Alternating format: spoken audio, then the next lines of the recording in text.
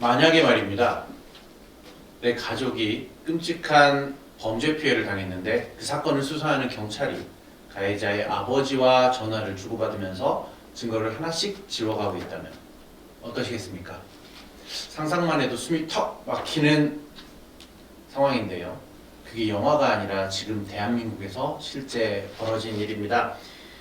대한민국 사법의 민낯을 파헤치는 시간 법설전입니다. 김현민 인사드리겠습니다. 오늘은 온 국민을 분노하게 한 광주 장윤기 살인 사건입니다. 이 사건 관련하여서 죄명이 과연 왜 뒤집어졌는지, 그리고 경찰은 무엇을 덮었는지, 그런데 왜 가해자의 아버지는 처벌되지 않는 것인지, 그리고 이 사건이 불붙인 보안수사권 논란까지 하나하나 처음부터 끝까지 풀어드리도록 하겠습니다. 홍민호 변호사님, 소병덕 변호사님 모셨습니다. 안녕하십니까. 네, 안녕하세요. 네, 먼저 사건 관련해서 경과를 좀 짚어갔으면 좋겠는데요. 소 변호사님 한번 정리 부탁드립니다. 예, 일단 표를 보시면서 설명을 드리겠습니다. 5월 5일 새벽 0시 10분쯤 광주 광산구에서 일어났습니다.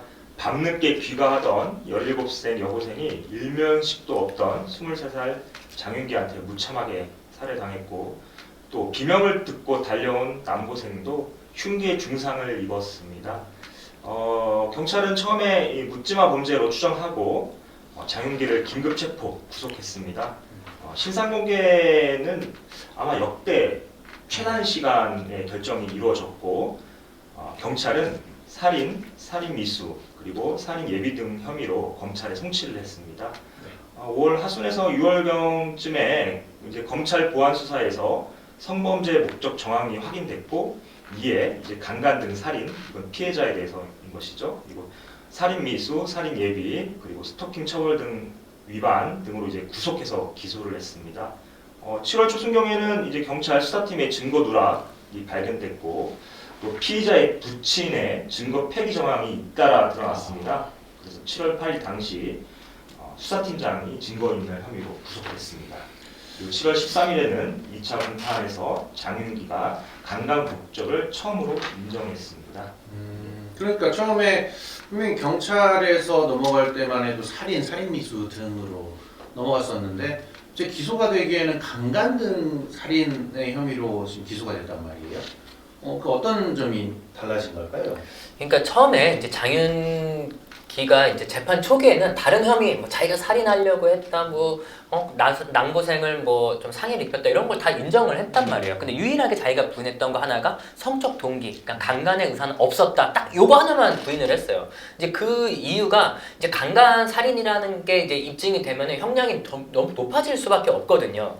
그런데 경찰이나 그런 검찰 입장에서는 이게 강간의 의도가 있었다라는 걸 입증을 해야 되는데 그 의도를 입증하기가 쉽지가 않아요. 왜냐하면은 피해자는 이미 사망을 하셨잖아요. 그렇죠. 그러면은 이 장윤기가 이 속으로 강간한 목적이 있었을까 없었을까를 어떻게 추단을 할 수가 없잖아. 그럼 여러 가지 정황 증거를 볼 수밖에 없거든요. 그래서 결국에는 처음에는 살인이라고 봤던 것들이 그 증거들이 여러 가지 이제 보다 보니까는 이게 그냥 살인이 아니고 강간 살인이구나 라는 것을 어떻게 보면 이제 알게 된 거죠.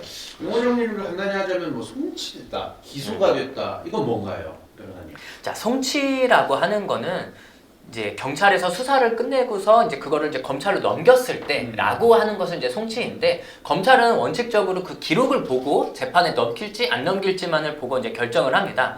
따라서 이제 경찰에서 송치를 했을 때 그 기록을 넘길 때 검찰에다가 그 기록을 만약 경찰이 누락을 하거나 아니면 은폐를 하거나 뭐 실수든 고의든 갖다 주지 않으면 검찰로서는 그 기록에 있지, 그 기록만 보고 판단하기 때문에 이게 증거 자료가 들어가 있는지 안 들어가는지 알 수가 없어요. 증거의 존재 자체를 알 수 없게 되는 거거든요. 그렇습니다. 네. 기록에 없는 증거는 존재하지 않는 증거다 라고 생각할 수가 있는 거죠. 이 점 좀 중요한 것 같고요. 그럼 죄명이 왜 그렇게 중요한지, 소 변호사님, 살인하고 강간 등 살인 차이가 큰가요? 형량이 말 그대로 하늘과 땅 차이예요. 네. 형법 제250조 1항 살인죄는 법정형이 사형, 무기 또는 5년 이상의 징역이에요. 그러니까 하한이 5년으로 설정돼 있어요. 우발적인 범죄라든지 아니면은 뭐 어쩔 수 없이 뭐 살인에 이르게 됐다라는 그런 정황들이 있다라고 하면 5년까지도 나올 수 있는 거예요. 유기징역이라는 그렇죠. 거죠. 유기징역이. 그런데 성폭력 범죄 처벌 등에 관한 특례법 제9조 1항 강간살인은 다릅니다. 아, 네. 예, 강간이나 추행 등의 죄를 이제 또 미수까지 포함해서 예, 예. 범한 사람이 살해하면 사형 또는 무기징역이에요. 딱 두 가지. 아, 하한이 무기징역. 이건 감경도 안 되겠네요. 그렇죠. 뭐 아. 무기징역과 5년. 진짜 하늘과 땅 차이인 거죠. 그래서 아까 그 제가 음. 강간 살인인지 그냥 살인인지를 이제 입증하는 게 되게 중요하다라고 그렇죠. 했는데 네. 결국엔 증거들이 여러 군데서 나왔어요. 예를 들면 이 장윤기가 이 피해 학생을 1km 넘게 차량으로 미행한 정황도 드러났고 블랙박스를 통해서 네. 또 범행 직전 차량 뒷좌석에 문을 열어둔 채 이제 피해자를 제 앞에서 끌고 가려고 시도한 것도 좀 밝혀졌습니다. 그리고 장윤기의 이제 그 자취방에서 나온 훼손된 리얼돌 그리고 장윤기의 과거 발언과 차 안에서 발견된 이 케이블 타이가 있었다는 사정 이런 것들을 이제 검사가 결국엔 밝혀내서 이 정황 증거들을 재판부에 제시를 했고 그러니까 이제 결국 피고인도 자신의 이제 강간 목적을 인정하게 이른 거죠. 결국에는 장윤기가 법정에서 그걸 인정했다라는 거죠. 그렇죠. 네. 그러면 이거 경찰에서 과연 몰랐던 걸까요? 알면서 덮었던 걸까요? 이게 모를 수가 없었던 것 같아요. 그러니까 사실 이거 알고 덮은 것으로 보이는데 왜냐면은 지금 수사팀이 피의자의 차량에서 결박도구 케이블 타이를 발견하고도 압수 목록에 기재를 하지 않았어요. 그리고 차량 체증 영상을 삭제를 지시한 정황이 나타났고요. 그래서 당시 수사팀장은 지난 8일 증거 혐의로 구속이 됐어요. 아, 그렇군요. 명확하게 사실 인정됐다라고 보이는 거죠.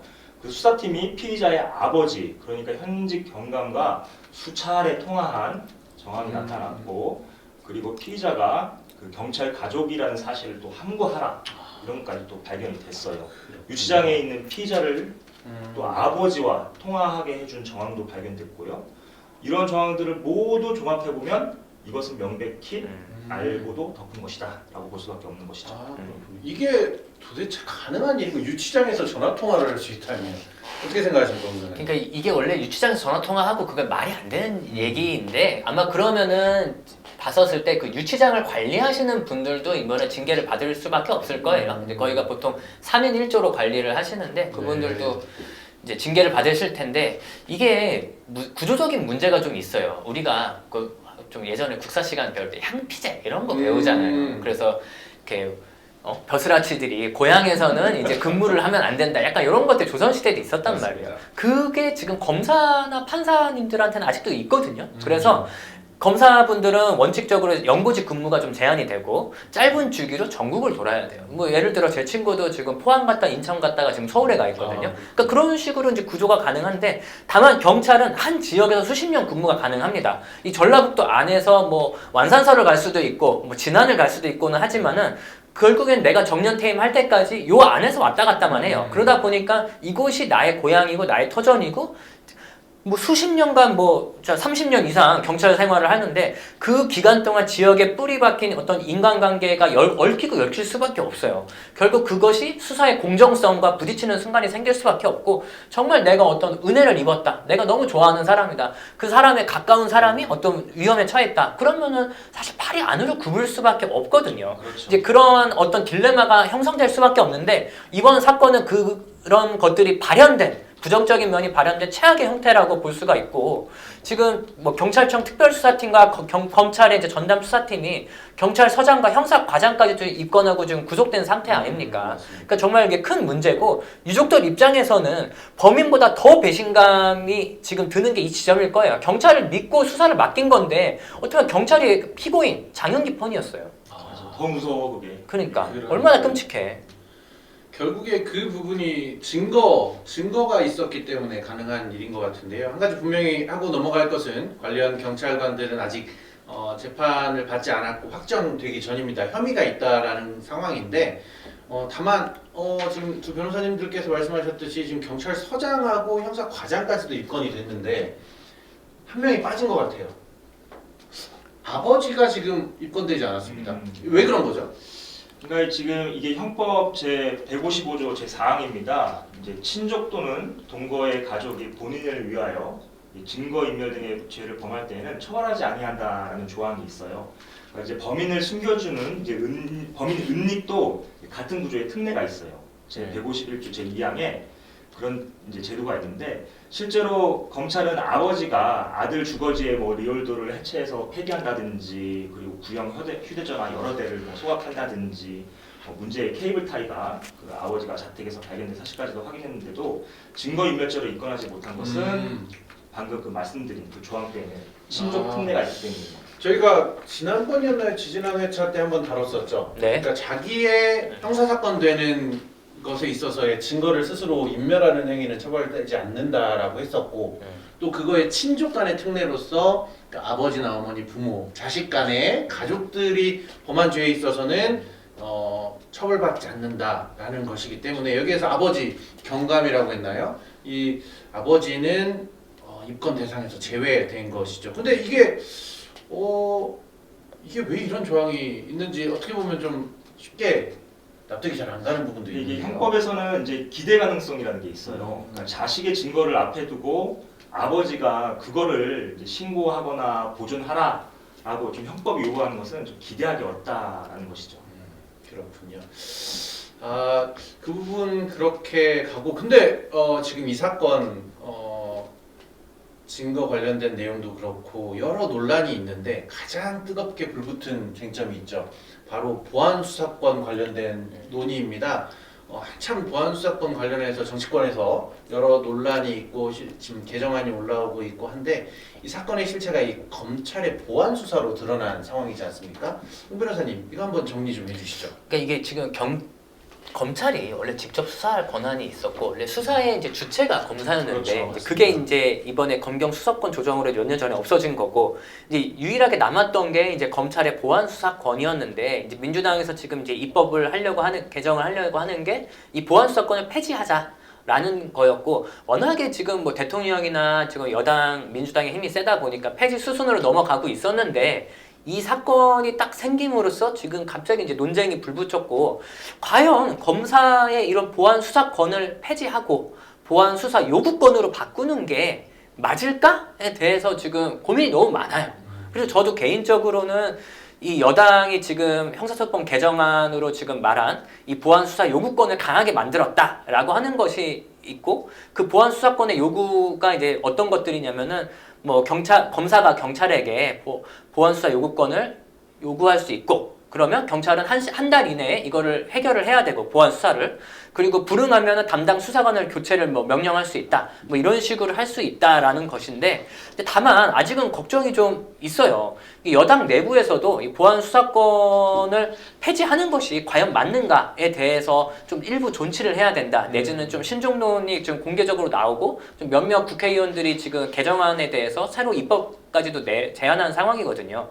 특히 대한변협에서도 이 사건에서 만약에 보안 수사가 없었으면 이 사건은 묻힐 뻔했다라고 하면서 성명을 내기도 했고요. 그리고 제 주위에 저도 그렇고 변호사들 다수에게 사실은 이거 개인적으로 물어보면은 보안 수사권은 있어야 된다라고 생각하시는 분들이 사실 압도적으로 많습니다. 실무에선 그래요. 네. 우선 이게 최근 정부에서 대통령 포함해서 총리가 정부안을 내지 않기로 입장을 정리하면서 국회로 공이 넘어왔고 이제 국회에서 입법을 논의하는 과정에서 여당 내부에서조차 당초에는 당론으로 보안수사권 전면 폐지를 정했었다가 최근 분위기가 또 그렇지 않은 것 같아요. 시끌시끌하고 심지어는 어제 보니까 민주당 일부 의원들은 보안 수사권을 존치해야 된다는 취지로 개정안을 또 발의를 하기도 했다는데 소 변호사님은 이 점 어떻게 생각하십니까? 사실 저도 이제 뭐 보안 수사권은 이제 존치를 해야 된다라는 입장인데 근데 이러한 제도의 논의가 지금 저는 좀 안타까운 점이 있어요. 그러니까 이거를 정치적으로 바라볼 것이 아니라 이 제도의 목적이 무엇인가? 결국 이 제도는 피해자를 보호하기 위해서인 것이잖아요. 이번 우리 사례에서 묻힐 뻔한 증거를 발굴해내고 더군다나 피해자를 더 위로할 수 있고 또 가해자에 대해서 또 엄중하게 책임을 물을 수 있는 그 제도가 돼야 되는 것이잖아요. 그래서 저는 좀 안타까운 게 정치적으로 바라볼 것이 아니라 과연 피해자에게 어떤 제도가 가장 유익한 것인가, 가장 도움이 될 것인가, 그걸 봐야 된다라고 봅니다. 그걸 서로 아전 인수격으로 해석을 하니까 그렇죠. 문제가 되긴 하는데. 네. 그러니까요. 한 가지 분명히 할 점은 방금 두 분의 이야기는 특정 정당을 편들거나 어떤 비난을 하려는 것이 아니라 이 제도가 이제 설계되어 가는 과정에서 검증하는 단계에서의 논의였다라고 봐주시면 좋을 것 같고요. 국민이 원하는 건 검찰 편도 경찰 편도 아니고 내 가족에게 어떤 일이 생겼을 때 어떤 유착도 없이 누군가는 반드시 진실을 밝혀준다는 믿음, 그 제도가 믿음에 답해야 된다라는 취지의 발언이었다라는 점 참고해 주시면 감사하겠습니다. 오늘 논평 논의 한 줄로 좀 정리해 보도록 하겠습니다. 수사기관도 틀릴 수 있다라는 거고요. 그렇죠. 그래서 형사사법에서 서로를 확인하는 어떤 이중장치가 필요하다라는 건데 두 분 각 한마디씩 좀 남겨주시죠. 먼저 홍 변호사님. 그 결국 중요한 것은 이 경찰이 수사를 전담을 할 수 있을 정도로 과연 이렇게 인력과 그런 시간 이런 것들이 좀 주어져 있느냐에 대해서 좀 많은 실무가들이나 좀 시민들은 좀 걱정이 될 수밖에 없어요. 지금도 사실 경찰서에 가보면 수사팀에서는 사건이 너무 많고 복잡하다, 지금 인력난에 너무 힘들다라고 하고 있고, 지금 경찰들도 다들 수사팀을 지금 기피하고 있어요. 뭐 지구대를 가고 싶다, 아니면 어떤 뭐 다른 쪽으로 빠지고 싶다, 이런 사람들이 정말 대부분이어서 오히려 이런 뭐 소위 말하는 힘든 부서, 뭐 경제팀, 요청팀 이런 팀은 거의 뭐 약간 기피 부서고 오히려 짬처리 당한다 이런 말이 나올 수 있을 정도로 좀 직급이 낮고 경력이 적은 수사관들에게 그쪽을 좀 몰아주는 경향이 심하거든요. 그런데 지금 어떻게 보면 경찰들이 물론 능력이 있으신 분들이 많이 있겠지만은 그 물리적으로 지금 부족한 인력과 시간이 부족한 환경 속에서 이렇게 수사 권한만 계속 넘기는 것이 과연 가능할까라는 좀 생각이 들 수밖에 없고요. 결국 경찰들이 이 사건들을 수사를 하면은 기록이 남을 수밖에 없거든요. 그 기록은 항상 사람이 만드는 것이기 때문에 좀 부족할 수가 있고, 또는 뭐 고의적으로 또는 실수로 좀 기록이 부실해지거나 빠질 수가 있단 말이에요. 그래서 이제 사람이 만든 기록은 항상 실수가 있기 때문에 이 기록을 다시 검토할 수 있는 그런 사람이 좀 저는 시스템이 좀 필요하다고 생각을 합니다. 알겠습니다. 수 변호사님도 한번 말씀해 예, 주시죠. 방금 말씀드렸듯이 이 어떤 제도든 간에 또 피해자 중심적으로 좀 제도가 변경되어야 될 것 같고, 좀 정치적인 논쟁이 아니라 정말 피해자를 위로하고 피해자의 눈물을 닦아줄 수 있는 제도가 빨리 시행됐으면 좋겠다는 생각입니다. 네, 장윤기 사건 공판은 아직 계속 중에 있습니다. 그리고 관련된 사람들에 대한 수사도 계속 진행 중이고요. 다음 재판에는 유가족과 피고인들의 지인이 증인으로 나올 예정이라고 합니다. 법설전에서는 계속 이 사건 지켜보도록 하겠습니다. 오늘의 질문입니다. 살인과 같은 중대 범죄에서조차 이러한 친족 간의 특례를 적용해서 처벌을 하지 않는 것이 타당한지 의문입니다. 오늘 법설전 여기에서 마무리하겠고요. 다시 한번 희생된 피해 학생의 명복을 빌며 유가족분들께 깊은 위로의 마음을 전합니다. 지금까지 법설전이었습니다. 감사합니다.